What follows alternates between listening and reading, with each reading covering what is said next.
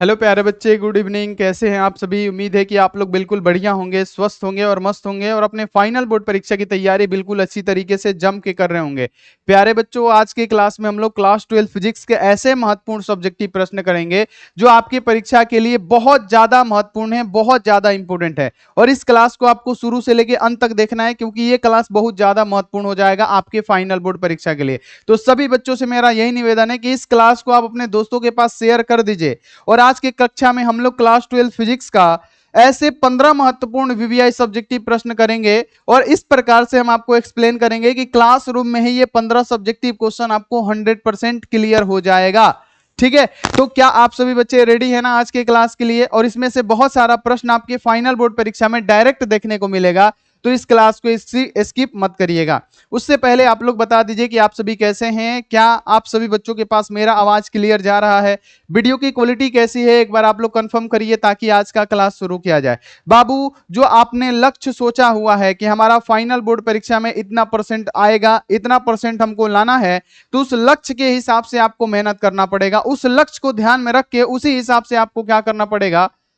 मेहनत करना पड़ेगा, स्मार्ट स्टडी करना पड़ेगा, क्योंकि आपका एग्जाम बहुत ही ज्यादा नजदीक है और इसी कम समय में आपको स्मार्ट स्टडी करना है। और स्मार्ट स्टडी करके ही वीवीआई इंपोर्टेंट टॉपिक पढ़ के, वीवीआई ऑब्जेक्टिव पढ़ के, वीवीआई सब्जेक्टिव पढ़ के, बाबू प्रैक्टिस सेट करके आप अपने लक्ष्य को प्राप्त कर सकते हैं। ठीक है, तो ये बात आप लोग ध्यान में रखिएगा। तो चलिए बाबू, आज के क्लास में हम लोग क्लास 12 फिजिक्स का पूरे बुक का निचोड़, भले 20 लिखा हुआ है, 5 कभी और दिन करा देंगे। तो बाबू आज क्या करेंगे हम लोग? मात्र 15 वीवीआई सब्जेक्टिव करेंगे जो बहुत ज्यादा इंपॉर्टेंट है। तो क्या आप सभी बच्चे रेडी हैं? रेडी हैं तो चैनल पे पहली बार आए हुए हैं तो सब्सक्राइब कर दीजिए और बेल नोटिफिकेशन को ऑल पे कर दीजिए। बाबू चैनल को सब्सक्राइब करना जरूरी है, क्योंकि ये आप सभी का ही चैनल है, हमारा चैनल नहीं है, आप सभी का ये चैनल है और आप सभी लोगों का परिवार इसमें जुड़ा हुआ है। तब जाके कहीं बाबू 6.5 मतलब 6,20,000 15,000 यहाँ पे बच्चे हैं हमारे पास। ठीक है, तो आप सभी का प्यार है, आप सभी का स्नेह है और हमारा मेहनत है, जिसके वजह से हम लोग का परिवार जो है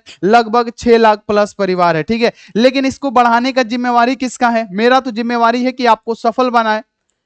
आपके जितने भी मतलब परीक्षा से रिलेटेड, चाहे आपको सफल बनाना, आपके 12th में किस प्रकार से अच्छा मार्क्स आए, इसके लिए हम मेहनत करते हैं। और आपका कार्य क्या है? हमारा काम है सिर्फ परिश्रम करना और आपका भी काम है परिश्रम करना, लेकिन साथ में इस परिवार को बड़ा करना की भी जो जिम्मेवारी है बच्चों, वो आपको ही है। ये परिवार को बड़ा करने की जिम्मेवारी आपके जिम्मे है। तो हम देखते हैं कि कितने सारे बच्चे अपने परिवार को बड़ा करते हैं। अब ऐसा नहीं कि एक साल हमारे पास पढ़ेंगे उसके बाद से चले जाएंगे तो सर आपको भूल जाएंगे, नहीं, ये आज भी आपका परिवार है। आप बूढ़े हो जाएंगे, अगर ये चैनल बचा तब भी ये परिवार आपका ही रहेगा।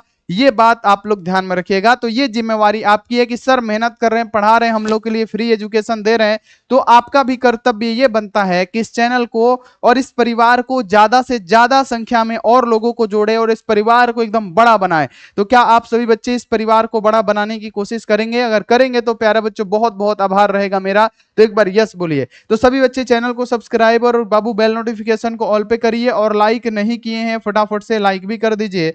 और व्हाट्सएप ग्रुप में नहीं ज्वाइन है बच्चों तो ये नंबर नोट कीजिए 9135742024।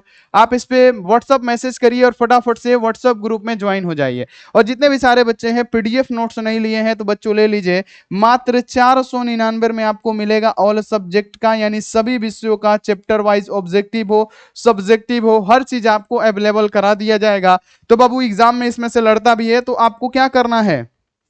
499 नहीं, 399 में ही मिल रहा है। ठीक है, तो बाबू जाइए एप्लीकेशन से आस्क बोर्ड का ऐप डाउनलोड कीजिए, वहीं से परचेस कर लीजिए। नहीं तो एक नंबर है, मेरा नंबर क्या है? 6299248935। आप इस पे व्हाट्सएप मैसेज के थ्रू बच्चों हमसे संपर्क कर सकते हैं।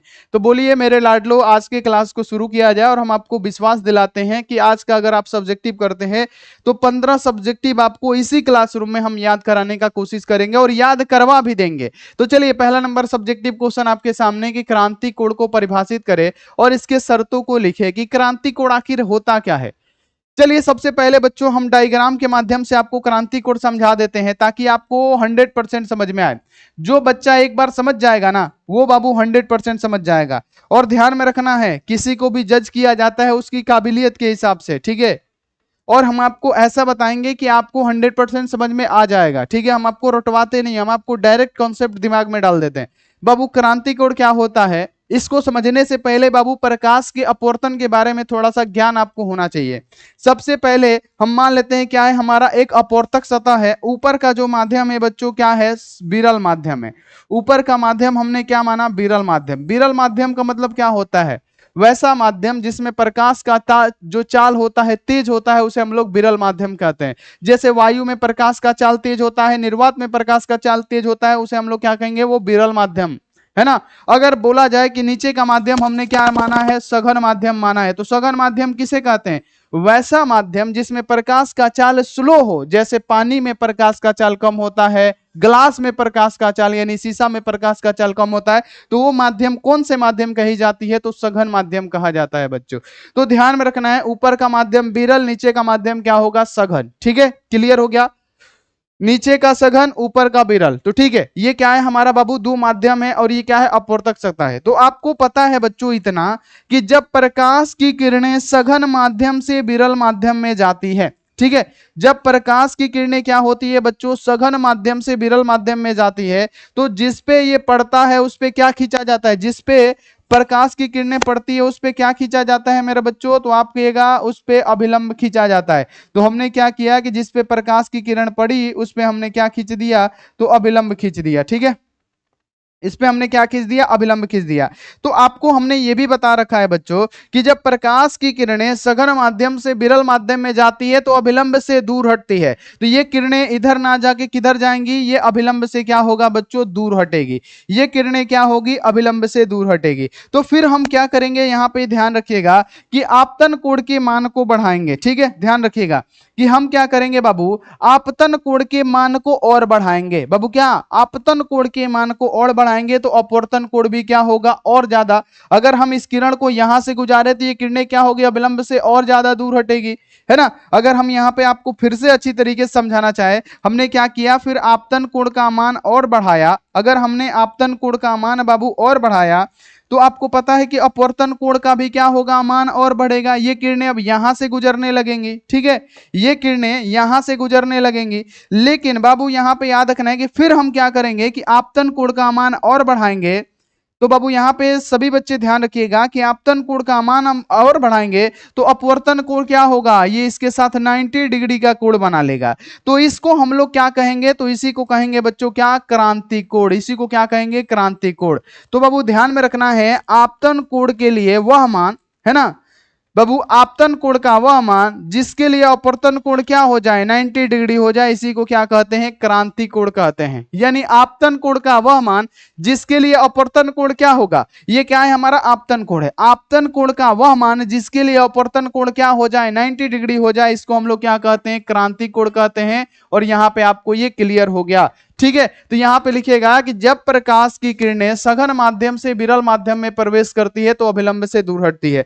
जब प्रकाश की किरणें सघन माध्यम से विरल माध्यम में प्रवेश करती है तो अभिलंब से दूर हटती है। फिर हम सघन माध्यम का मान, आपतन कोण का मान बढ़ाते हैं तो किरणें और ज्यादा क्या होती है, अभिलंब से दूर हटती है। लेकिन और ज्यादा हम क्या करेंगे कि आपतन कोण का मान बढ़ाएंगे, यानी आपतन कोण का वह मान जिसके लिए अपवर्तन कोण क्या हो जाए, 90 डिग्री हो जाए। तो इस प्रक्रिया को हम लोग क्या कहते हैं बाबू, ध्यान में रखना है, क्रांति कोण कहते हैं। यानी याद रखना है कि आपतन कोण आई के लिए वह मान बढ़ाने पर, मतलब क्या, आपतन कोण का मान बढ़ाने पर क्या होगा, अपवर्तन कोण का मान भी बढ़ता है। तब सघन माध्यम में आपतन कोण का वह मान जिसके लिए अपवर्तन कोण क्या हो जाए, 90 डिग्री हो जाए, उसे ही हम लोग क्या कहेंगे, क्रांति कोण के नाम से जानेंगे। अब इसकी शर्त क्या है, तो क्रांति कोण के लिए प्रकाश किरणों को सघन माध्यम से विरल माध्यम में ही जाना चाहिए। तो प्रकाश कहां से जा रहा है, सघन से विरल माध्यम में ही जा रहा है। बाबू शर्त क्या लिखिएगा कि क्रांति कोण के लिए प्रकाश किरणों को सघन माध्यम से विरल माध्यम में अपवर्तित किया जाना चाहिए, ये आपको ध्यान में रखना है। और आपतन कोण का मान अपवर्तन कोण के लिए क्या होना चाहिए, 90 डिग्री होना चाहिए, ये भी क्या है, एक शर्त है। तो ये भी आप लोग लिख सकते हैं। क्लियर हो गया, एक बार बताइए, क्लियर क्लियर क्लियर। चलिए अब आगे बढ़ जाइए अगला। अब ये इंग्लिश मीडियम वाले बच्चे क्या करेंगे, स्क्रीनशॉट ले लेंगे जो कि हमने आपको समझा दिया है। बहुत इजी तरीके से। ठीक है, आगे बढ़िए कि प्रकाश के पूर्ण आंतरिक परिवर्तन क्या है, इसके शर्तों को लिखिए। और ये भी प्रश्न जो है ना कई बार आपके फाइनल बोर्ड परीक्षा में रिपीटेड क्वेश्चन है कि प्रकाश के पूर्ण आंतरिक परिवर्तन क्या है, इसके शर्तों को लिखे। तो सबसे पहले प्रकाश का पूर्ण आंतरिक परिवर्तन के बारे में हम लोग जानेंगे। सबसे पहले हम क्या लेंगे, एक अपवर्तक सतह लेंगे। ऊपर का माध्यम हमने क्या माना है बाबू, हमने माना है विरल माध्यम। ऊपर का माध्यम कौन सा, विरल माध्यम। ठीक है, और नीचे का माध्यम क्या माना है हमने, सघन माध्यम माना है, जो कि हमने आपको अभी पढ़ा रखा है कि सघन माध्यम विरल माध्यम क्या होता है। तो जब प्रकाश की किरणें, सुनिएगा, जब प्रकाश की किरणें सघन माध्यम से विरल माध्यम में जाती है तो जिस पे पड़ता है उस बिंदु पे क्या खींचा जाता है बच्चों, तो जिस बिंदु पे पड़ता है उस पे एक अभिलंब खींचा जाता है। हमने क्या किया कि यहाँ पे एक अभिलंब खींच दिया, ये हमारा क्या हो गया, अभिलंब हो गया। तो बाबू हमने आपको क्या बताया कि जब प्रकाश की किरणें सघन माध्यम से विरल माध्यम में जाती है तो अभिलंब से दूर हटती है। ये किरणें क्या हो गई, अभिलंब से दूर हट गई। ठीक है, ये किरणें क्या हो गई, सफेद वाली, अभिलंब से दूर हट गई। फिर हमने क्या किया कि बाबू आपतन कोण का मान बढ़ाया। तो आपतन कोण का वह मान जिसके लिए अपवर्तन कोण क्या हो जाए, 90 डिग्री हो जाए। तो मान लेते हैं कि आपतन कोण का ये वह मान है जिसके लिए अपवर्तन कोण क्या हो रहा है, 90 डिग्री हो रहा है। तो इसे हम लोग क्या कहेंगे बच्चों, इसका नाम क्या देंगे, फटाफट से बताइए। तो इसका नाम हम दे लेंगे क्रांति कोण। अब इसके लिए अपवर्तन कोण कितना डिग्री हो रहा है बाबू, ये हमारा हो गया आपतन कोण आई। अब ये क्या होगा, हमारा क्रांति कोण हो जाएगा IC।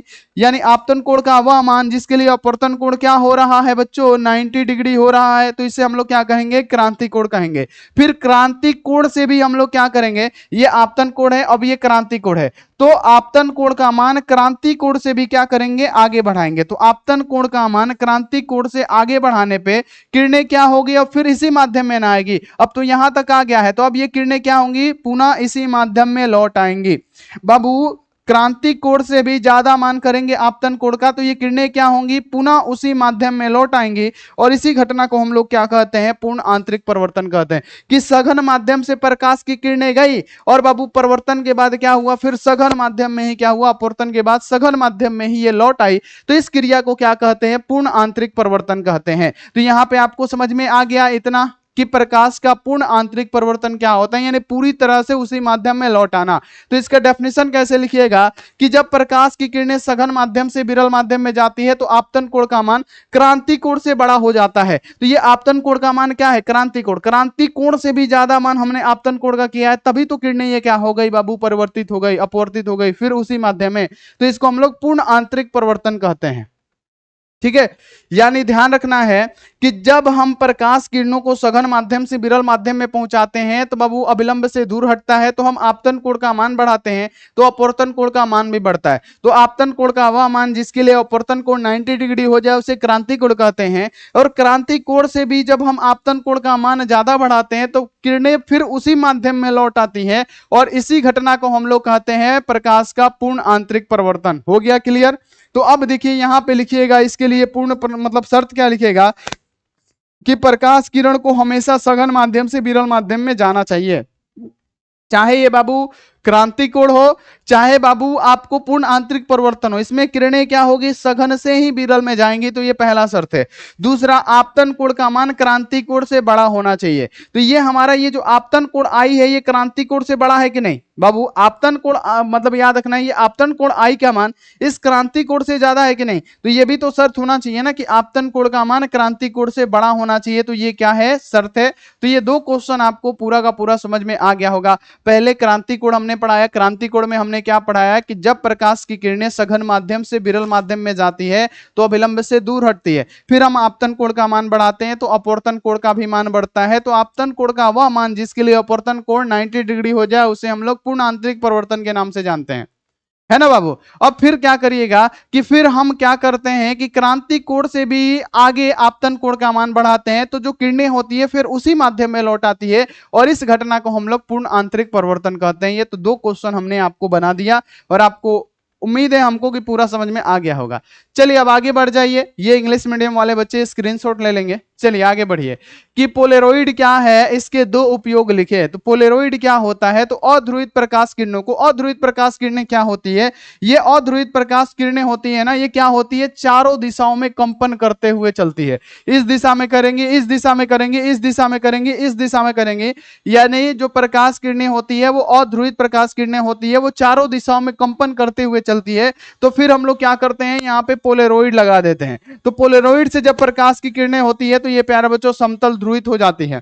यानी पोलेरोइड क्या है, तो पोलेरोइड एक ऐसी व्यवस्था है जिसमें यहाँ पे चयनात्मक शोषण द्वारा समतल यहाँ पे ध्रुवित प्रकाश उत्पन्न किया जाता है। क्या, समतल ध्रुवित, है ना, समतल ध्रुवित प्रकाश उत्पन्न किया जाता है, जिसे हम लोग पोलेरोइड कहते हैं। हमने क्या कहा कि जो सूर्य से प्रकाश की किरणें निकलती है वो क्या होती है, अध्रुवित प्रकाश किरणें होती है, चारों दिशाओं में कंपन करते हुए आती है। तो फिर अगर हम पोलेरोइड लगा देते हैं, तो पोलेरोइड लगा देते हैं तो जो प्रकाश की किरणें क्या होती है, समतल क्या हो जाती है, ध्रुवित हो जाती है। तो ये हो गया पोलेरोइड। अब इसके उपयोग, पोलेरोइड का उपयोग चश्मे में होता है। इससे बाहर आने वाली तीव्र प्रकाश को नियंत्रित करने के लिए रेलगाड़ी एवं हवाई जहाज की खिड़कियों में भी पोलेरोइड का प्रयोग किया जाता है। तो ये आपको ध्यान में रखना है। जैसे मोटर गाड़ी के हेडलाइट में भी किया जाता है, क्योंकि जो प्रकाश होता है ना, आपके आंखों पे जब बाई कोई का प्रकाश पड़ता है तो आपकी आंखें चौंधिया जाती है। वहीं आपके सामने क्या लगा रहेगा, पोलेरोइड का कांच लगा रहेगा, तो वो प्रकाश की किरणों को क्या करेगा, अध्रुवित प्रकाश किरणों को समतल ध्रुवित करेगा, जिससे आपकी आंखें कम चकाचौंध होगी। तो ये होता है पोलेरोइड। ठीक है, क्लियर हो गया। ये इंग्लिश मीडियम वाले बच्चे क्या करेंगे बाबू, स्क्रीनशॉट ले लेंगे फटाफट से, सभी बच्चे स्क्रीनशॉट ले लीजिए। चलिए आगे बढ़ जाइए कि ब्रूस्टर का नियम क्या है। बाबू इसको हमने पढ़ा रखा है थ्योरी में, लेकिन फिर से हम आपको पढ़ा रहे हैं कि ब्रूस्टर का नियम क्या है। तो बाबू ब्रूस्टर का नियम क्या है, फटाफट से एक बार आप लोग बताइए कि ब्रूस्टर का नियम क्या है, जल्दी जल्दी बताइए कि ब्रूस्टर का नियम क्या है।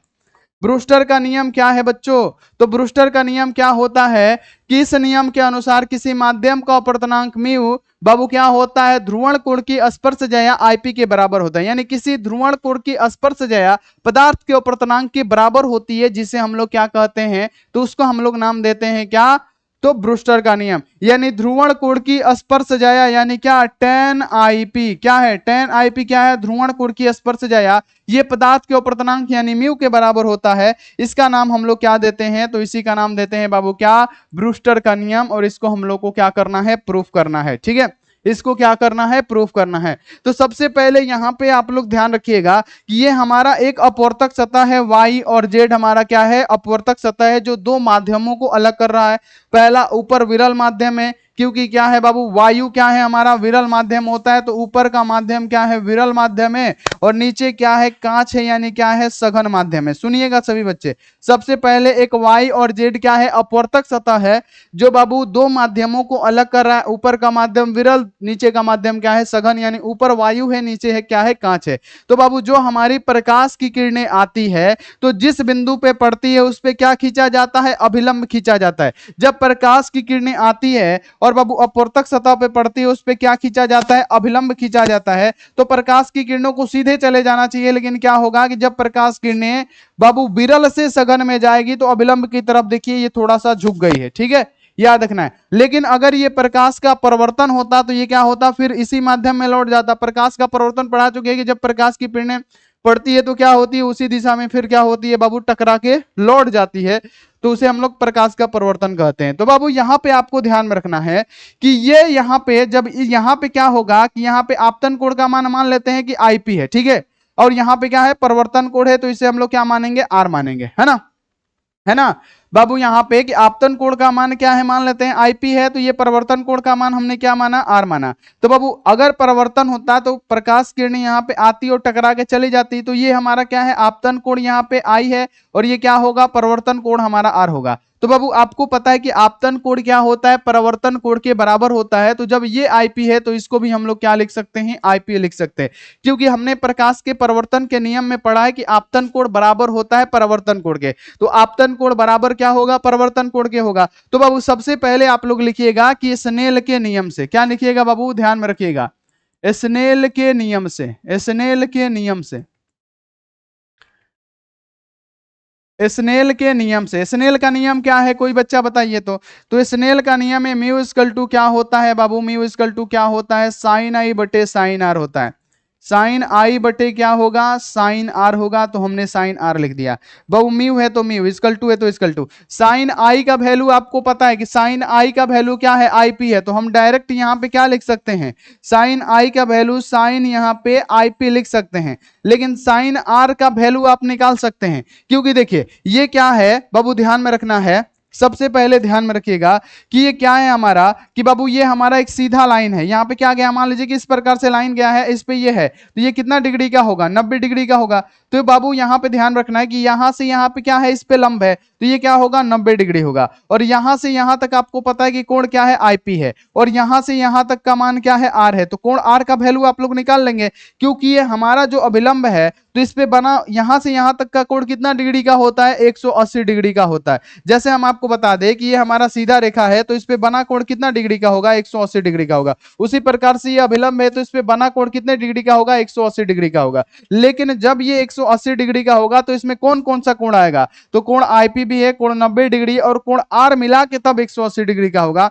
तो हम यहाँ पे डायरेक्ट इसको हटा देते हैं, सबसे पहले कोण आर का मान निकालेंगे। तो बाबू कोण आर का मान कैसे निकालेंगे, मान लेते हैं कि हमारी सीधी रेखा है, इस पे बना कोण क्या होगा, 180 डिग्री का होगा। तो 180 डिग्री होगा कब, जब इसमें कोण आईपी जोड़ेंगे और कोण 90 डिग्री, ये आर का मान जोड़ेंगे। तो सबसे पहले हमने क्या किया, आईपी है तो आईपी लिखा, फिर हमने क्या किया, 90 डिग्री है तो 90 डिग्री प्लस कोण आर है तो आर, तब मिला कि ये कहीं ना कहीं 180 डिग्री का होगा, क्योंकि ये सीधी रेखा है। अब इस प्रकार से है ना, एक प्रकाश की किरणें इधर गई है, फिर ठीक है, और यहाँ पे इधर गया है। तो आपको पता है बच्चों कि जब ये क्या है, इसका मान आईपी है, इसका मान लेते हैं 90 डिग्री है, और ये आर है, तो ये तीनों मिला के ना 180 डिग्री का होगा। तो वही काम बाबू हमने क्या किया हुआ है, यहाँ पे किया हुआ है। तो बाबू अगर हम यहाँ से आर का वैल्यू निकालेंगे तो क्या होगा, सिंपल से समझिएगा, यहाँ पे कोण आईपी अब प्लस यहाँ पे कोण आर इक्वल टू क्या होगा, 180 डिग्री उधर है और 90 डिग्री जाके क्या होगा, घट जाएगा, यानी आईपी प्लस कोण आर इक्वल टू क्या होगा, घटाइएगा 90 डिग्री हो जाएगा। तो यहाँ से आर का वैल्यू क्या निकलेगा बच्चों, 90 डिग्री माइनस क्या होगा, आईपी, यानी 90 माइनस आईपी किसका मान निकला, आर का मान निकला। तो अब हम लोग स्नेल के नियम में भर सकते हैं ना बाबू, स्नेल के नियम में ये वाला मान अब भर सकते हैं हम लोग, बहुत इजी तरीके से बताएंगे इसको, इससे इजी नहीं मिलता है हर जगह, ठीक है, इससे इजी नहीं मिलता है हर जगह, ठीक है। अब क्या करेंगे बच्चों, स्नेल के नियम से हमको पता है कि म्यू इक्वल टू क्या होता है, तो साइन आई, तो साइन आई का वैल्यू क्या है, आईपी है, ये साइन आई का वैल्यू क्या है, आईपी है, बटे बाबू साइन आर का वैल्यू क्या है, तो साइन आर का वैल्यू हमने क्या निकाला हुआ है, आर, 90 माइनस आईपी, तो हम लोग क्या लिखेंगे, 90 माइनस आईपी क्या हो गया, साइन आर का वैल्यू हो गया, ठीक है, ये क्या हो गया, साइन आर का वैल्यू हो गया, 90 माइनस यहाँ पे क्या हो गया बच्चों, आईपी, ये हमारा क्या हो गया, साइन आर का वैल्यू हो गया, ठीक है, ये क्या हुआ, साइन आर का वैल्यू हो गया।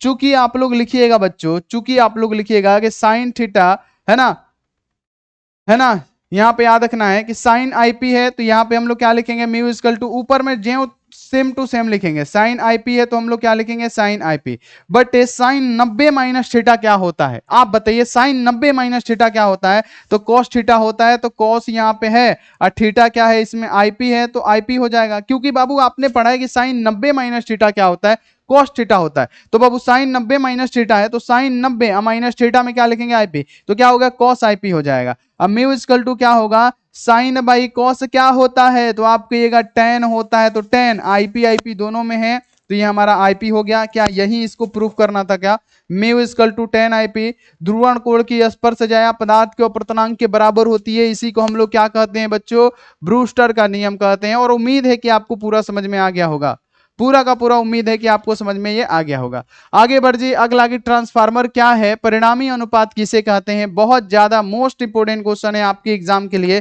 तो बच्चों चलिए इसको समझते हैं कि ट्रांसफार्मर क्या है।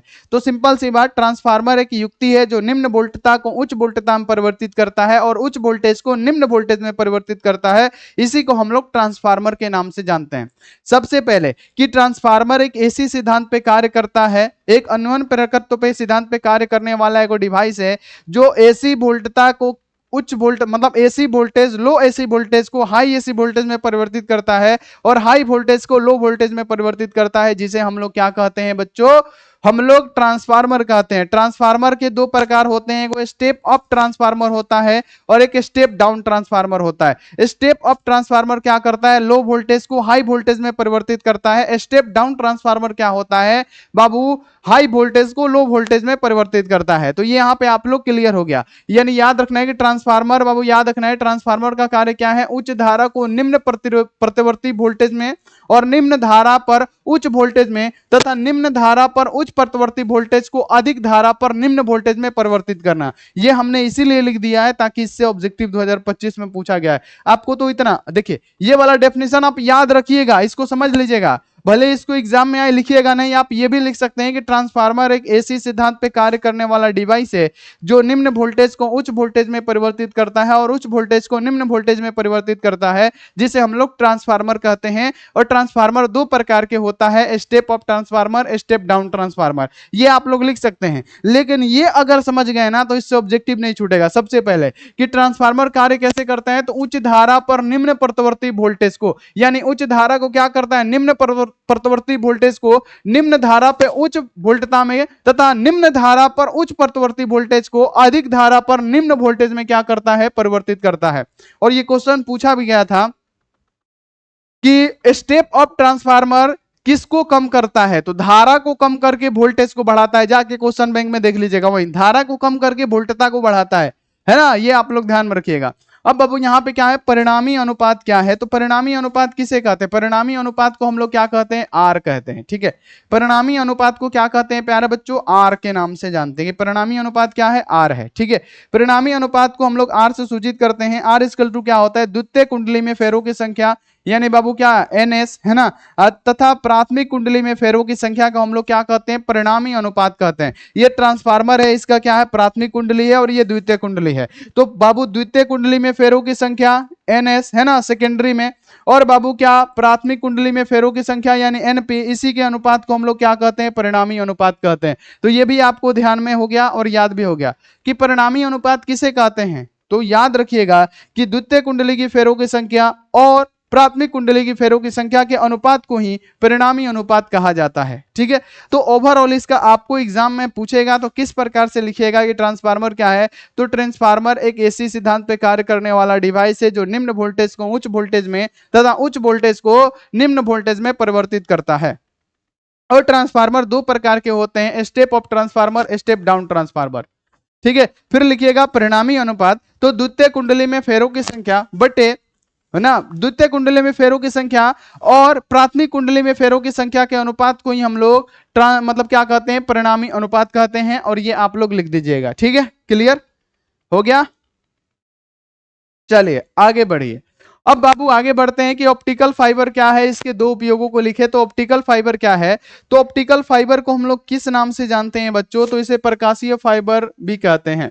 तो प्रकाशीय फाइबर एक ऐसी युक्ति होती है जो प्रकाश को ऊर्जा को बिना उसकी तीव्रता में हानि के एक स्थान से दूसरे स्थान तक प्रेरित करता है। आप लोगों ने देखा होगा ऑप्टिकल फाइबर को, जैसे आप लोगों ने देखा होगा बल्ब होता है, उसमें से बहुत सारे पतली पतले रिसाएं निकले होते हैं, खिलौना टाइप का, और पूरा झूला हुआ होता है ऐसे, और उसमें देखते हैं ऊपर बल्ब जला होता है, नीचे जलता है लेकिन ऊपर लगता है कि चारों तरफ से जला हुआ है बल्ब। वो क्या है, ऑप्टिकल फाइबर है। यानी इसमें क्या होता है कि ऑप्टिकल फाइबर एक ऐसी युक्ति होती है जो प्रकाश ऊर्जा को बिना उसकी तीव्रता में हानि के, यानी तीव्रता के बिना हानि के एक स्थान से दूसरे स्थान तक प्रेरित किया, मतलब क्या किया जाता है, यह प्रकाश के पूर्ण आंतरिक परिवर्तन के सिद्धांत पे कार्य करता है। और इसके दो उपयोग क्या है कि ऑप्टिकल फाइबर का उपयोग चिकित्सा या जांच क्षेत्र में किया जाता है और प्रकाश को एक स्थान से दूसरे स्थान तक भेजने में भी इसका प्रयोग किया जाता है। तो ये भी आप लोग ध्यान में रखिएगा। ठीक है, ऑप्टिकल फाइबर को। अब बढ़िए आगे, ये इंग्लिश मीडियम वाले बच्चे फटाफट से स्क्रीनशॉट ले लीजिए। चलिए अब आगे बढ़ जाते हैं। अगला क्वेश्चन है कि व्यतिकरण या विवर्तन में अंतर स्पष्ट करें, जो कि बहुत इंपॉर्टेंट क्वेश्चन है। व्यतिकरण की घटना कब होती है, कि जब समान आवृत्ति की तरंगे समान दिशा में क्या होती है, अध्यारोपित होती है। तो जब अध्यारोपित होती है तो उसी पे क्या होता है, व्यतिकरण की घटना होती है।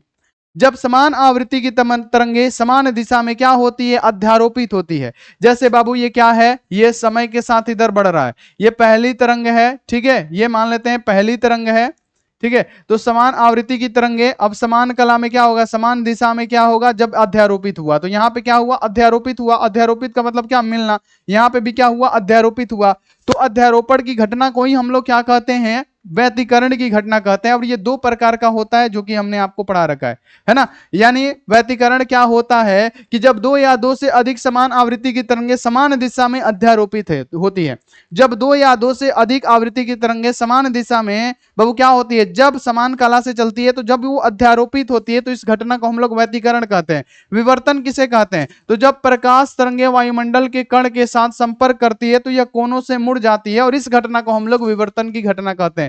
बाबू प्रकाश किरणों को तीक्ष्ण कोण के मतलब तीक्ष्ण कोण से मुड़ने की घटना ही विवर्तन कहलाती है। जैसे हम आपको विवर्तन का एग्जांपल दे रहे हैं कि हमारा वायुमंडल है, हमारा आकाश है। अब आकाश में क्या होता है, सूर्य की प्रकाश जब आती है बच्चों तो उस बादल आ जाता है, वरना सूर्य के प्रकाश के रास्ते में छोटा सा बादल, क्योंकि सूर्य बहुत बड़ा है पृथ्वी से, और उसके हिस्से में एक छोटा सा क्या होता है, उसके रास्ते में छोटा सा एक बादल आ जाता है। तो आप लोग देखे होंगे कि बादल क्या होता है, किनारों से मुड़ जाता है। वहां पे क्या होता है, प्रकाश जो होता है बादल के किनारों से मुड़ जाता है और प्रकाश का पथ दिखाई देता है कि यहां से प्रकाश हमारा निकला हुआ है। बादल पे जब प्रकाश की किरणें पड़ती है तो चारों तरफ से ऐसे ऐसे लाइनें बन जाती है, जो कि आपने भी देखा होगा। तो वही प्रक्रिया क्या कहलाती है, विवर्तन की घटना कहलाती है। अब देखिए, व्यतिकरण फ्रिंज समान या असमान चौड़ाई के हो सकते हैं। जो व्यतिकरण फ्रिंज होती है समान या असमान चौड़ाई के हो सकते हैं। विवर्तन पट्टिया कभी एक चौड़ाई की नहीं हो सकती है, यह आपको ध्यान में रखना है। तरंगों के अध्यारोपण से क्या होता है, उत्पन्न होता है। और प्रकाश का अन्य तरंगों की तरंग प्रकृति के कारण क्या होता है, यह उत्पन्न होता है। तो ये आप लोग ध्यान में रखिएगा, ये क्वेश्चन हो सकता है कि आपके फाइनल बोर्ड परीक्षा में पूछा जाए। चलिए, नाभिकीय बल क्या है, इसके गुणों को लिखे। तो नाभिकीय बल क्या है बच्चों, तो परमाणु के नाभिक में उपस्थित वह आकर्षण बल जो एक दूसरे को बांध के रखता है, उसी को तो नाभिकीय बल कहते हैं ना। यानी नाभिकीय बल किसे कहते हैं, तो नाभिकीय बल नाभिक में उपस्थित कणों के बीच प्रबल आकर्षण बल को ही हम लोग नाभिकीय बल कहते हैं। इन्हें एक दूसरे को क्या करता है, बांध के रखता है। जैसे प्रोटॉन न्यूट्रॉन क्या है, नाभिक है। अब देखिए इसका गुण क्या है, तो नाभिकीय बल आकर्षण बल होता है। ठीक है, नाभिकीय बल अत्यंत लघु परासी बल है। नाभिकीय बल अवैद्युत तथा अगुरुत्वीय होता है। और नाभिकीय बल यहाँ पे अत्यंत प्रबल बल है, बहुत ज्यादा मजबूत बल होता है नाभिकीय बल। ठीक है, तो ये तो आपको बिल्कुल इजी तरीके से क्लियर हो गया।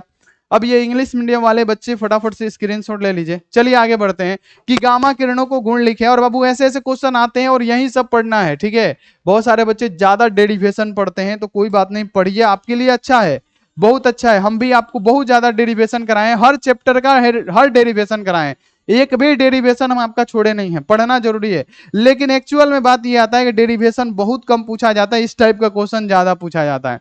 और ये बहुत इजी भी होते हैं आपको लिखने के लिए, समझने के लिए। ठीक है, तो अगर आपसे पूछा जाए गामा किरण के गुण लिखे, तो गामा किरण के निम्नलिखित गुण है। गामा किरण विद्युत चुंबकीय तरंग होती है। आपको पता है जो गामा रे होता है ये विद्युत चुंबकीय तरंग होता है, इलेक्ट्रोमैग्नेटिक वेव्स होते हैं। और इनको चलने के लिए बाबू एक जगह से दूसरे जगह पे स्थानांतरित होने के लिए कोई भी माध्यम की आवश्यकता नहीं होती है। फिर हमने क्या पढ़ाया था कि गामा किरण का तरंग दैर्ध्य क्या होता है, कम होता है। सबसे 0.07 एंगस्ट्रॉन क्या होता है, गामा किरण का तरंग दैर्ध्य होता है। इसकी आवृत्ति क्या होती है, अधिक होती है। आवृत्ति की बात करें तो आवृत्ति क्या होगा, अधिक होगा। ठीक है, और इसकी भेदने की क्षमता क्या होगी, ज्यादा होगी। तो ये सारे के सारे गुण हैं।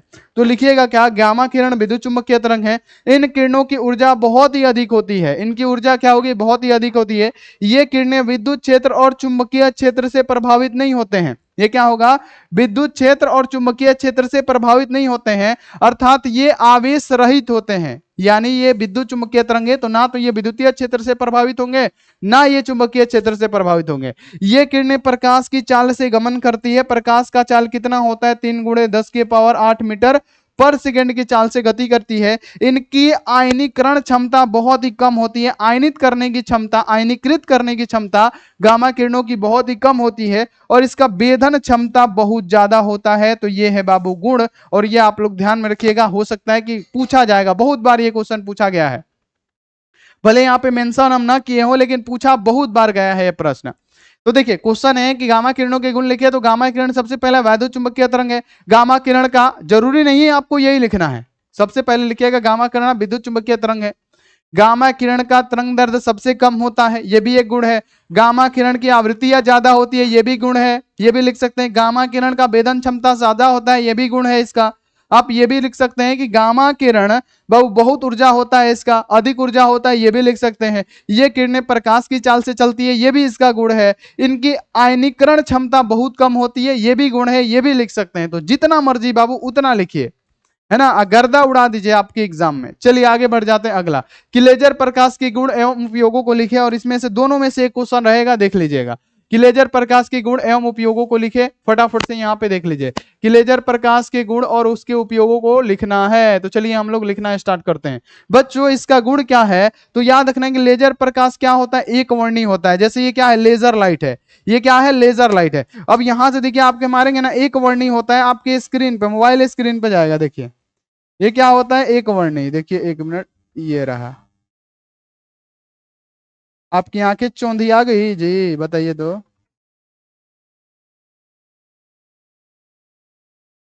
आपकी आंखें चौंधी आ गई, यानी लेजर क्या होता है, एक वर्णी प्रकाश होता है। ये अति कला संबंध होते हैं, क्या हुआ बाबू, इसका गुण हो गया। अब बाबू ये अति दिशात्मक होते हैं, ये भी आपका एक गुण हो गया। अब देखिए इसका उपयोग किस में होता है, तो बाबू याद रखना है कि हीरे में छोटे छोटे छिद्र करने के लिए इसका प्रयोग करेंगे। हीरा बहुत कठोर होता है, लेकिन उसमें छेद करने के लिए लेजर की किरणें। बहु चिकित्सा विज्ञान में भी इसका बहुत ज्यादा उपयोग है, और लेजर किरणें स्टील प्लेट को भी छेद सकती है, स्टील प्लेट को भी छेद सकती है लेजर किरणें, ये भी आप लोग ध्यान रखें। ये एक वर्णी प्रकाश होता है, ये कला संबंधित होता है, ये अति दिशात्मक होता है, ठीक है। तो ये आप लोग ध्यान में रखिएगा, है ना बाबू। चलिए आगे बढ़ जाइए, अगला अगला क्वेश्चन यहाँ पे इंग्लिश मीडियम वाले बच्चे फटाफट से स्क्रीनशॉट लेते चलिए। अगला क्वेश्चन है कि संधारित्र की धारिता को मतलब किन दो बातों पर निर्भर करती है। इसको आप लोग कैसे डेफिनेशन में लिखेंगे कि संधारित्र की धारिता को प्रभावित करने वाले दो कारकों को लिखें। ऐसे भी क्वेश्चन दे सकता है, या ऐसे भी लिख सकता है कि संधारित्र की धारिता किन दो बातों पर निर्भर करती है। तो बाबू आपको हमने पढ़ा रखा है कि जो संधारित्र की धारिता सी होती है, ये क्या होता है इसका मान, तो के एप्सिलॉन नॉट ए बटे में क्या होता है, डी होता है। जिसमें बाबू क्या होता है, सी समानुपाती होता है प्लेटों के क्षेत्रफल पे। पहला ये सिचुएशन हो गया। दूसरा आप लिख सकते हैं क्या, समानांतर प्लेट संधारित्र की धारिता समानुपाती होती है, उसमें उपस्थित कोई पारा वैद्युत पदार्थ हो उसका। तीसरा यहां पे ये होता है बच्चों कि समानांतर प्लेट संधारित्र की धारिता व्युत्क्रमानुपाती होती है प्लेटों के बीच की दूरी के। तो ये तीन सिचुएशन आपको पता है कि इससे निकल रहा है, इससे तीन सिचुएशन निकल रहा है, इससे ये प्रभावित हो सकता है। तो आपको दो ही लिखना है, तो दो इनमें से जो भी मन करे वो लिख सकते हैं। आप ये डेफिनेशन मत देखिए, हमारे आवाजों को सुनिए, हमारे समझाने के तरीकों को जानिए, ताकि आपको यहीं पे याद हो जाए। सबसे पहले संधारित्र की धारिता समानुपाती होती है, संधारित्रों की धारिता का मतलब मान कितना होता है, के एप्सिलॉन नॉट ए बटे में डी। जिसमें पहला लिखिएगा कि संधारित्र की धारिता बाबू संधारित्रों के प्लेटों के क्षेत्रफल पर निर्भर करती है।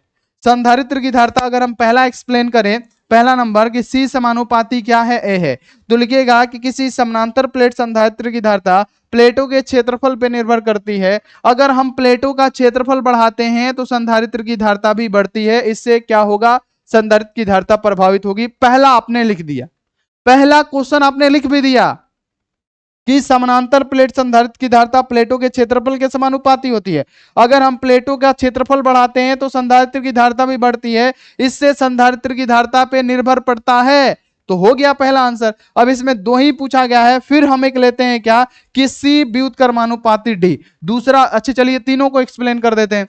सी समानुपाती क्या होगा, के। तो आप क्या लिखिएगा कि समानांतर प्लेट संधारित्र की धारिता समानुपाती होता है उसमें उपस्थित कोई भी पारा वैद्युत पदार्थ हो। अगर समानांतर प्लेट संधारित्रों के प्लेटों के बीच अगर हम कोई पारा वैद्युत पदार्थ डालते हैं तो संधारित्र की धारिता निर्भर मतलब क्या बढ़ती है, और यह भी संधारित्र की धारिता को प्रभावित करता है। तो दूसरा भी हो गया, दो लिखना था, दो लिख दिया। अब तीसरा भी मन करे तो लिख दीजिएगा। यहां पे क्या होता है, सी व्युत्क्रमानुपाती होता है प्लेटों के बीच की दूरी के, सी व्युत्क्रमानुपाती होता है प्लेटों के बीच की दूरी के। तो फिर क्या आप लोग लिखिएगा कि समानांतर प्लेट संधारित्र की धारिता व्युत्क्रमानुपाती होती है प्लेटों के बीच की दूरी के। अगर हम समानांतर प्लेट संधारित्र की प्लेटों के बीच की दूरी को बढ़ाएंगे तो संधारित्र की धारिता घट जाएगी, क्योंकि यह व्युत्क्रमानुपाती है।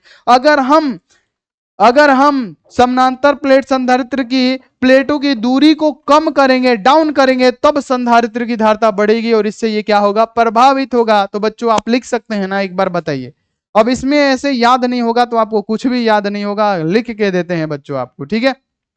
आगे बढ़ जाइए अगला कि 25 का द्विधारी तुल्यांक बताएं, और ये क्वेश्चन 2 नंबर में आता है, 1 नंबर में आता है। 25 का द्विआधारी तुल्यांक, तो बाबू 25 है ना। अब इसका क्या करना है, द्विआधारी तुल्यांक निकालना है। क्या आप लोग निकाल लेंगे मेरे बच्चों? फटाफट से बताइए, यस यस यस, फटाफट, एकदम रुकना नहीं चाहिए, यस यस यस बताइए फटाफट से, क्या आपसे ये निकल जाएगा बच्चों? जल्दी जल्दी बताइए। चलिए द्विआधारी तुल्यांक हम निकालते हैं सबसे पहले, ठीक है। सबसे पहले हम लोग क्या करेंगे, द्विआधारी तुल्यांक निकालेंगे।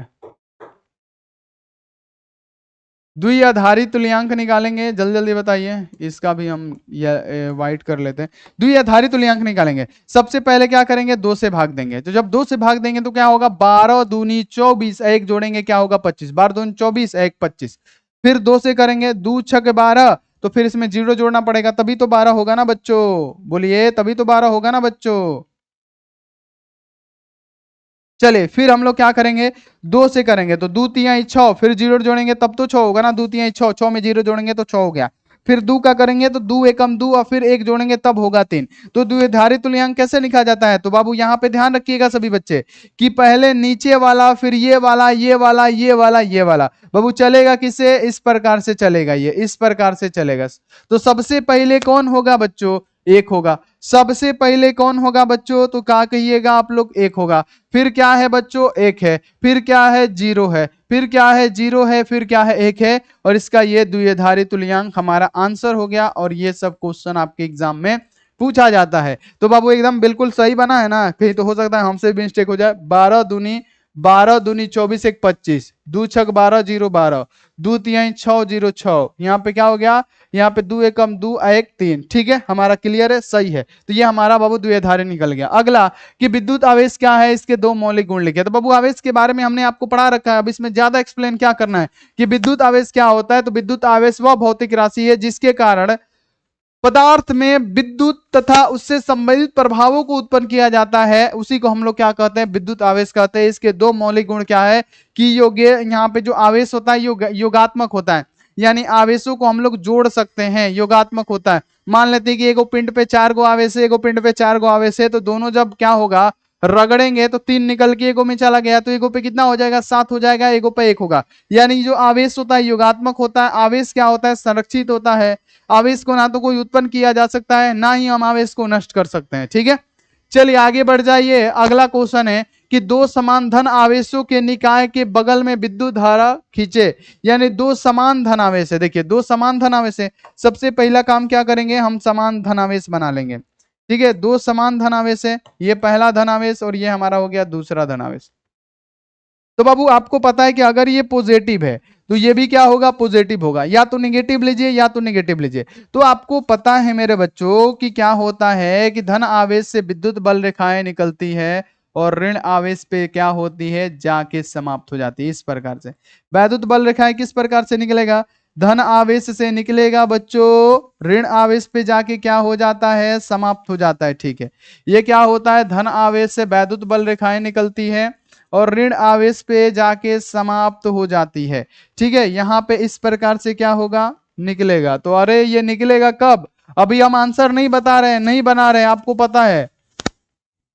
यहाँ पे अभी माइनस रखिए, अभी हम आपका आंसर नहीं बता रहे, अभी आपको हम समझा रहे हैं। ठीक है, अभी हम आपको समझा रहे हैं, आंसर नहीं बता रहे। तो पहली बात की आंसर नहीं है, हम आपको सिर्फ ये बता रहे हैं कि विद्युत बल रेखाएं किस प्रकार से चलती है, कि धन आवेश से निकलती है और ऋण आवेश पे जाके क्या होती है बच्चों, समाप्त हो जाती है।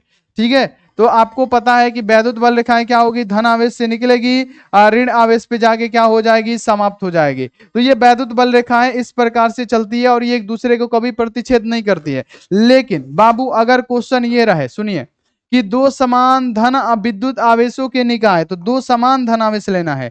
तो ये पहला हमारा धन आवेश हो गया, है ना, ये पहला हमारा धनावेश हो गया और दूसरा भी हमारा क्या हो गया, धनावेश हो गया। दूसरा भी क्या हो गया प्यारा बच्चों, धनावेश। ये हमारा पहला धनावेश, ये दूसरा धनावेश। तो बाबू क्या होता है, समान जाति के आवेशों में, अगर समान जाति के आवेश हो तो क्या होगा, समान जाति के आवेशों में क्या होता है, समान जाति के आवेशों में प्रतिकर्षण होता है। समान जाति के आवेशों में प्रतिकर्षण, जबकि असमान जाति के आवेशों में क्या होगा, आकर्षण होगा। तो यहाँ पे दो समान धन विद्युत आवेश है, तो धन विद्युत आवेश ले लिए हैं, तो बाबू क्या होगा, एक दूसरे को प्रतिकर्षित करेगा, तो इसकी विद्युत बल रेखाएं किधर को जाएंगे, तो इसकी विद्युत बल रेखाएं प्यारे बच्चों इधर जाएगा, भागेगा उल्टा, ठीक है। इसकी विद्युत बल रेखाएं इस प्रकार से निकलेंगी, इससे दूर भागेगा, क्या होगा बच्चों, इससे दूर भागेगा, विद्युत बल रेखाएं ये क्या होगा, दूर भागेगा, क्योंकि समान जाति का आवेश है तो क्या होगा, प्रतिकर्षण होना एकदम निश्चित है। तो इसकी विद्युत बल रेखाएं किस प्रकार से, इस प्रकार से निकलेंगे, इसकी विद्युत बल रेखाएं प्यारे बच्चों इस प्रकार से निकलेंगी, ध्यान में रखिएगा, इसकी विद्युत बल रेखाएं इस प्रकार से निकलेंगे, ठीक है। और इसकी विद्युत बल रेखाएं किस प्रकार से निकलेगी, ये भी प्रतिकर्षण करेगा, क्योंकि समान जाति का आवेश है तो प्रतिकर्षण होना एकदम निश्चित है, तो ये भी क्या करेगा, एक दूसरे को प्रतिकर्षित करेगा।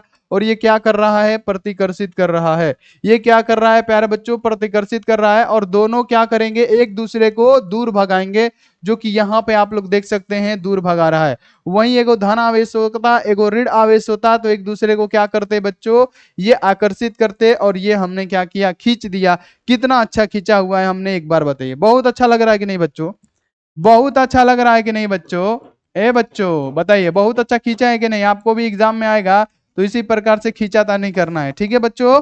एक बार बताइए जल्दी जल्दी, किस प्रकार से सही खींचा गया है, जल्दी जल्दी बताइए। विद्युत बल रेखाएं क्या करेंगी, इसी प्रकार से निकलेंगी, जल्दी जल्दी बताइए, और आप अपने कॉपी में भी खींचते रहिए, ठीक है। तो यहाँ पे क्या होगा, जब दो समान धन आवेश होंगे तो एक दूसरे को प्रतिकर्षित कर रहा है, इसकी वैद्युत बल रेखाएं इसकी तरफ नहीं, उल्टा भाग रहा है, इसका उल्टा भागेगा। चलिए आगे बढ़ जाइए कि वैद्युत क्षेत्र की तीव्रता और विद्युत विभव के बीच संबंध स्थापित करें। बहुत अच्छा क्वेश्चन है कि वैद्युत क्षेत्र की तीव्रता क्या होता है बच्चों, ई होता है। अब वैद्युत विभव भी के बीच संबंध क्या होता है, equal to minus DV upon में डी आर या डी एक्स कुछ भी, और इसी को प्रूफ करना है मेरे बच्चों। अब हम इसको कैसे प्रूफ करें जी, कोई बच्चा हमको बताए इसको कैसे प्रूफ करना है, कैसे प्रूफ करेंगे, जल्दी जल्दी बताइए, जल्दी जल्दी। तो सबसे पहले आप लोग को पता है कि माना कि कोई बिंदु ओ है, ठीक है, माना कि कोई बिंदु ओ है, सभी बच्चे ध्यान रखिएगा सबसे पहले कि माना कोई बिंदु क्या है, ओ है, ठीक है, जिस पे प्लस क्यू आवेश स्थित है। इससे आर दूरी पे मान लेते हैं कि यहाँ पे कोई बिंदु पी है, तो इस पे विभव हमने क्या निकाला था, तो v इक्वल टू हमने क्या निकाला था, 1/4 पाई एप्सिलॉन नॉट क्या होता है, q/r होता है, ठीक है। बिंदु आवेश q से r दूरी पे अगर कोई बिंदु p है तो उस पर वैद्युत विभव निकाला है ना हमने, v equal to 1/4 pi epsilon naught. तो हम लोग क्या लिखेंगे बाबू, यहाँ पे डायरेक्ट बना रहे हैं, v इक्वल टू क्या होगा, 1/4 पाई एप्सिलॉन नॉट क्या होगा, q/r होगा। अब हम इसका क्या करेंगे, हम क्या करेंगे कि दोनों पक्षों में dr के सापेक्ष बाबू डिफ्रेंशिएट और कलज करेंगे, दोनों पक्षों में, दोनों पक्षों में dr के सापेक्ष, बाबू किसके सापेक्ष, dr के सापेक्ष, सापेक्ष हम डायरेक्ट यहाँ पे अवकलज लिख दीजिएगा, हम यहाँ पे डिफरेंशिएट लिख देते हैं, करने पर छोड़ देते हैं यहाँ पे डॉट डॉट करके। तो बाबू जब हम dr के सापेक्ष करेंगे तो हमारा क्या होगा, ऊपर में dv है तो dv, dr के सापेक्ष करना है तो dv अपॉन में dr हो गया, इक्वल टू है तो इक्वल टू, दोनों पक्षों में करना है तो d बटे में dr के सापेक्ष, यानी क्या होगा 1/4 पाई एप्सिलॉन नॉट क्या होगा, यहाँ पे q बटे में r हो जाएगा। अब जो कांस्टेंट होगी इधर का ज्यों का त्यों रखना है बच्चों, तो dv ओपोन में dr है तो dr इक्वल टू है तो इक्वल टू, यहाँ पे 1 में क्या होगा 4 पाई एप्सिलॉन नॉट q हमारा कांस्टेंट है, बाहर निकल गया, तो बचा क्या, d बचे में dr, और इधर क्या बचा 1 में r बचा, क्या बचा बच्चों 1 में r बचा, ठीक है, 1 में r बचा। हम इसको कैसे लिखेंगे, ऊपर में dv ओपोन में क्या है dr है तो dr इक्वल टू है तो इक्वल टू, इसको भी ज्यों का त्यों लिखेंगे 1/4 पाई एप्सिलॉन नॉट q, बाहर है तो बाहर है। अब यहाँ पे हम इसको ऐसे लिख सकते हैं d अपॉन में dr, और ये r ऊपर में जाएगा क्या होगा, इनवर्स में हो जाएगा, तो ये क्या होगा इनवर्स में, क्योंकि कोई भी चीज ऊपर जाती है तो इनवर्स में आ जाती है, ये हमने आपको पढ़ा रखा है। बोलिए चेला पढ़ा रखा है कि नहीं, जी गुरुजी पढ़ा रखा है। अब हम लोग क्या करते हैं बच्चों, यहाँ पे ध्यान रखिएगा कि अब यहाँ पे आपको पता है कि d/dr r इनवर्स है, बाबू आपको पता है कि डिफरेंशिएशन आपने पढ़ा होगा, d/dr r इनवर्स, तो क्या होता है, पावर, पावर क्या है -1, बेस, अब पावर पहले से 1 है, इसमें से पावर 1 घटा लेते हैं, तो यहाँ पे क्या होगा -r, और r के पावर क्या होगा -2। बाबू d/dx ए के पावर एक्स का क्या होता है, तो पावर बेस पावर -1 होता है। तो पावर इसमें क्या है, -1। देखिए पावर बेस पावर -1 होता है, तो पावर -1 है, बेस क्या है इसका आर है, और इसमें पहले से -1 है, अब इसमें से -1 घटा लेंगे तो इसका डिफरेंशिएशन हो जाएगा, यानी -r⁻² इसका डिफरेंशिएशन होगा। इसका डिफरेंशिएशन मैथ वाले बच्चे को पता होगा, एक्चुअल में अच्छा लग रहा होगा कि हाँ गुरुजी तो जानते हैं कि पावर बेस पावर -1 होता है। तो इसका डिफरेंशिएशन क्या हुआ, -r⁻² हुआ ना। तो हम क्या करेंगे कि r⁻−r⁻², तो इस माइनस को हम इधर भेज देते हैं। तो पहले से बाबू हमारा क्या है, dv/dx है, तो dr है, तो dr है, तो इक्वल टू ये इस माइनस को हमने यहां पे लगा दिया, फिर यहां पे क्या है, ज्यों का त्यों है 1/4πε0 इंटू, है ना। इसको थोड़ा सा साइड कर लेने दीजिए, सब इसको छोटा करके इधर हटाइए, है ना। इनटू यहाँ पे क्या होगा बच्चों, यहाँ पे क्या है, इनटू क्यू है, तो क्यू कर देते हैं, ठीक है। अब बाबू इसका डिफरेंशिएशन क्या आया, तो इसका डिफरेंशिएशन आया, इनटू कुछ भी नहीं है तो गुणा है, यहाँ पे आर के पावर -2 आया, तो आप कहेगा बिल्कुल क्यू है तो क्यू, इसका डिफरेंशिएशन कितना आया, तो आर के पावर -2। आइए माइनस को हमने यहाँ पे लगा दिया, तो बच्चों यहाँ पे क्या होगा, dv/dr इक्वल टू क्या होगा, ए मेरे बच्चों यहाँ पे माइनस है तो -1 बटा में क्या है 4πε0 है, तो 4πε0, क्यू है तो क्यू, आर इनवर्स है, बाबू आर की पावर इधर -2 है, तो इसको 1 बट्टा में r² लिख सकते हैं, क्योंकि यही r² जाएगा तो इनवर्स लेगा ऊपर, तो यहाँ पे क्या करेंगे q बटे में r²। चूंकि आपको पता है कि बिंदु आवेश से r दूरी पर वैद्युत क्षेत्र की तीव्रता E इक्वल टू क्या होता है, 1 बटे में 4πε0 है, तो डालिए यहाँ पे, आपको पता है चूंकि E इक्वल टू क्या होता है 1 बटे में 4πε0 इंटू क्यू बटे में आर होता है तीव्रता, तो इसके बदले में हम क्या लिखेंगे, ई लिखेंगे, यानी dv/ में क्या हो गया बच्चों, dr इक्वल टू -e हो गया। अब माइनस से दोनों बगल गुणा करा दीजिएगा, तो माइनस से जब गुणा कराइएगा तो इधर क्या होगा, माइनस माइनस प्लस हो जाएगा, ई है तो ई इक्वल टू, और इधर क्या होगा, प्लस है तो माइनस हो जाएगा, dv/ में क्या होगा, dx हो जाएगा, या dr भी लिख सकते हैं, तो हम क्या लिखेंगे dr। और यही प्रूफ करना था क्या मेरा चेला, एक बार बताइए फटाफट से, यही प्रूफ करना था क्या, E इक्वल टू -dv/ में dr ही प्रूफ करना था बाबू, E इक्वल टू -dv/ में dr हमारा प्रूफ हो गया, बोलिए। चलिए अब आगे बढ़ जाते हैं, अगला क्वेश्चन नहीं है जी, 14 ही को है, ठीक है कोई बात नहीं है, मजबूरी है 20 को लिख के 14 को कराए, लेकिन मजबूरी है, आप लोग समझ सकते हैं कि अभी तो हम है भी नहीं, फिर भी आपकी क्लास का इंतजाम करके जा रहे हैं, है ना। तो चलिए सभी बच्चे इस वीडियो को लाइक करिए, और इतना मेहनत के लिए बाबू आप लोग फटाफट से लाइक कर दीजिए, लाइक मतलब मेहनत तो बहुत किए हैं, तो सभी बच्चे वीडियो को क्या करिए, लाइक करिए, चैनल को सब्सक्राइब करिए, बेल नोटिफिकेशन को ऑल पे कर लीजिए। और जैसे आपको पता है, हम आपको बता देते हैं कि यहीं 20 से लेके और 23 के बीच में ही मेरा सर्जरी होगा, ऑपरेशन होगा, तो उसके लिए दुआ करिएगा, प्रार्थना करिएगा सभी बच्चे की, हाँ गुरुजी जल्दी सही होके आ जाए। बाकी हम आपको बताएंगे क्या हुआ था, और बहुत खतरनाक चीज है जो हम आपको एक्सप्लेन नहीं करना चाहते, क्योंकि बहुत सारे बच्चे डर भी जाएंगे इसको लेके, लेकिन हम अपने आप को चेहरे पे वो चीज लाना नहीं चाहते हैं कि हाँ मुझे ये हुआ है वो हुआ है। मैं वैसा आदमी नहीं हूँ कि जिससे पता चले कि हाँ इसको ये बीमारी है, ऐसे मुंह सुखा के रहता है, ऐसा कुछ नहीं।